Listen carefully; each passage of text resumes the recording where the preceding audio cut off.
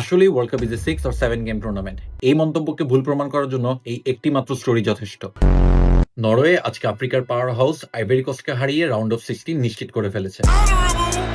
Norway versus ivory কোস্টের match 2026 সালে অনুষ্ঠিত হলেও এই ম্যাচের রচনা লিখিত হয়ে গিয়েছিল 32 বছর আগে 1994 সালে। 1994 সালে নরওয়ে জার্সিতে খেলেছিলেন এরিক থ্রসবে। 32 বছর পর আজ 2026 সালে তার ছেলে ক্রিস্টিয়ান থ্রসবের মাঠে নামবে। কাকতালীয় একটি বিষয়, 1994 সালে সেই টিমে ছিল আর্লিং হালান্ড এবং ঠিক 2026 সালে আজকের নরওয়ের টিমে খেলবে আর্লিং হালান্ড। এন্ড এখানেই শেষ না, 94 সালে সেই টিমে ছিল গোরান সল্লট। এন্ড গেস হোয়াট, 26 সালের বিশ্বকাপে তার ছেলে আলেকজান্ডার সল্লট আজকে নরওয়ের হয়ে মাঠে নামবে। This is the same game, this is the same field they will share today. 94 এর পরে পার হয়ে গিয়েছে কয়েকটি যুগ, পার হয়ে গিয়েছে অনেকটি সময়, কিন্তু আজ নরওয়ের এই ব্লাড যা করতে যাচ্ছে তা আজকের সৃষ্টি নয়। এই ম্যাচের ইমোশন, এই ম্যাচের বুনন শুরু হয়ে গিয়েছিল 1994 সালে। আজকের ম্যাচটি ছিল কয়েক যুগ, কয়েক জেনারেশনের স্বপ্ন। This is how the world cup work, this is how the peoples are so much crazy for the football, and this is why they admire football that much. So there is no point to call it a 6 or 7 game tournament.